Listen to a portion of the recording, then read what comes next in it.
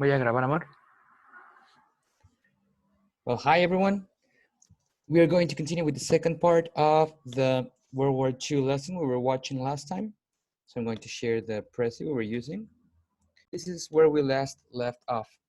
So after the chain reaction that sparked warfare between the two fronts, the Allies and the Axis, USA enters war, and that creates some costs for the German armies. The German armies need to take over, whether it be Russia, the USSR, or the British army in little to no time. So they sent the Air Force, the Luftwaffe, against the British army. They started raiding British cities like London or Liverpool, and they were completely air battles. Okay, this is the first time ever that there are battles entirely fought by air forces. The original plan was for Hitler to use an amphibious invasion. That invasion would have been called the Operation Sea Lion, thinking he would be able to defeat the RAF, the Royal Air Force, quickly, but he couldn't. So he resorted to a tactic that we will refer to as the Blitz at night. In order for the Nazis to gain air superiority, they needed to attack civilian cities at night to avoid interception by the Royal Air Force armies. In that period of time, which was 56 days, around 40,000 civilians died because they bombed London, Liverpool, Portsmouth, and many other cities. These were just the ones that had the most infrastructure and the most civilians. So the Germans resorted to these tactics, these warfare tactics that are a violation of everything war stood before this. And the Germans, even though they did these horrible things, they lost. The British won this Battle of Britain, as it is referred to, but at heavy cost for both sides. So the British are no longer able to fight in World War II as efficiently because they spent almost all their resources defending Britain of the Luftwaffe. And it was the first German defeat of World War II. This will start the beginning of the end for the Nazis. This is a picture of how Liverpool looked after the Blitz at night. Now, there was resistance against the Nazis amongst the Nazis. There were German citizens that did not like the Nazi ideals. They knew and they realized the Holocaust was happening. They realized what a violation for human decency it was. And two of the most important members of it were two movements. The first one is the Weiße Rose. The Weiße Rose means the white rose. It was led by a student, 20-year-old girl named Sophie Scholl, and her brother. They both started protesting against the Nazi government peacefully. They made graffitis, they sent out flyers, and they were saying the Nazis are evil. We cannot allow this to continue happening. So they were calling for their fellow citizens to stand against the Nazis. They were kids between 18 and 22 years old who were exposing their lives in order to say that the Nazis' ideals were wrong. They were captured and they were killed immediately.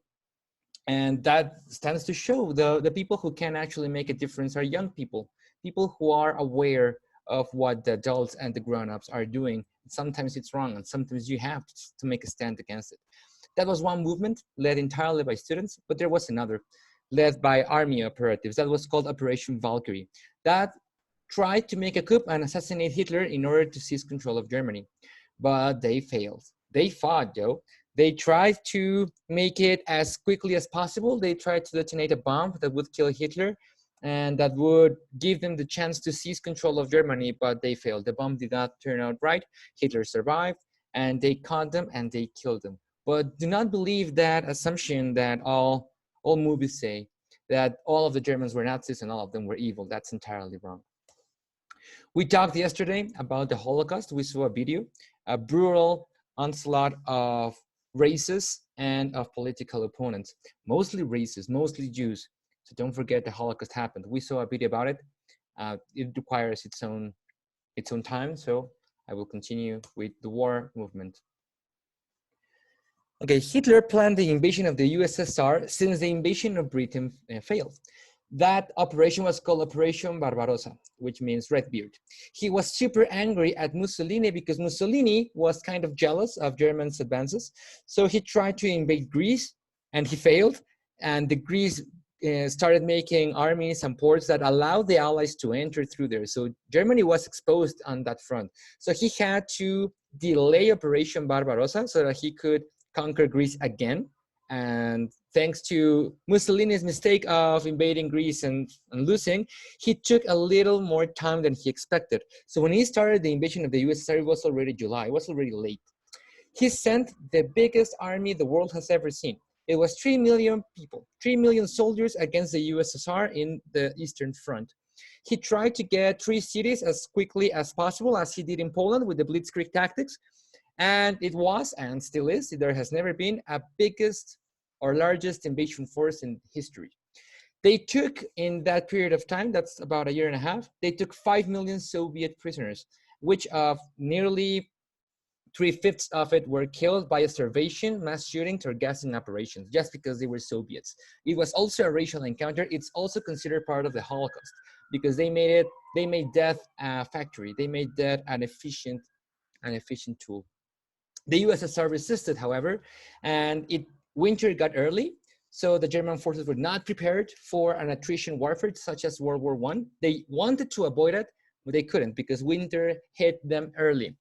And when the USA entered war in 1941, the morale of the troops was super low. So by the end of the invasion of the USSR, they got to the Battle of Moscow, in which the USSR won. The Red Army resisted, and the Nazis started retreating to Germany. That was one of the reasons why the war was lost so early.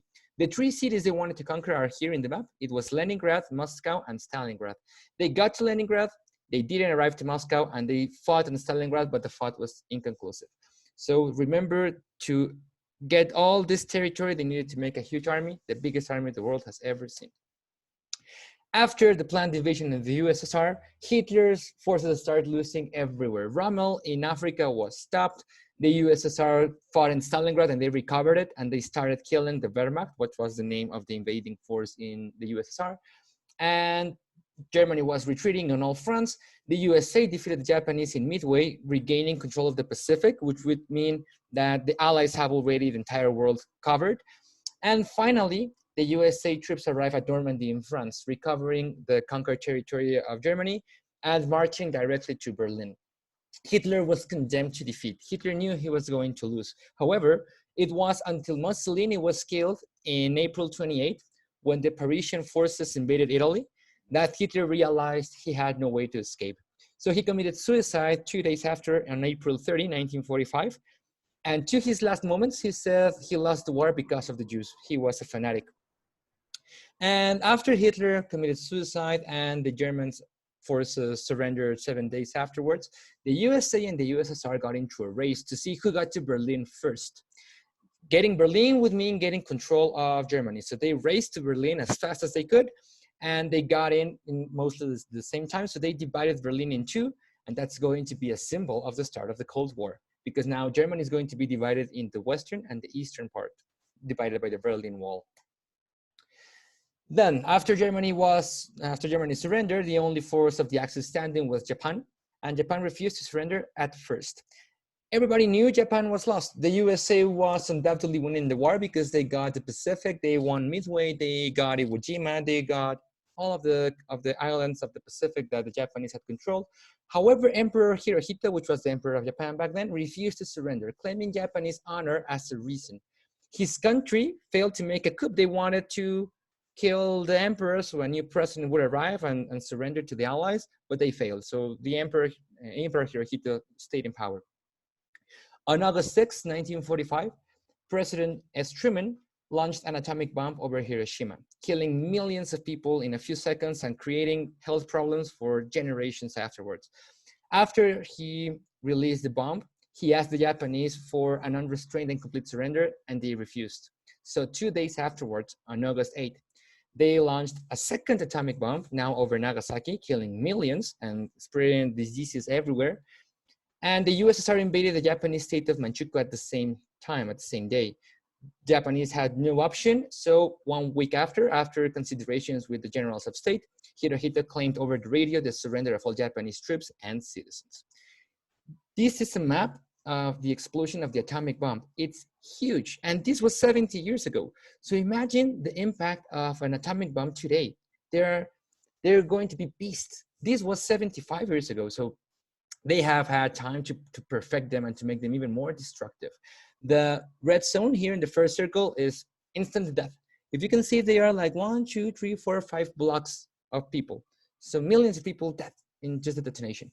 And the rest of the expansion wave it creates, it's the killing area. So it's either radiation diseases or poisoning or effects on the soil. So that's it for World War II. Put your questions in the chat and I'll see you in a minute.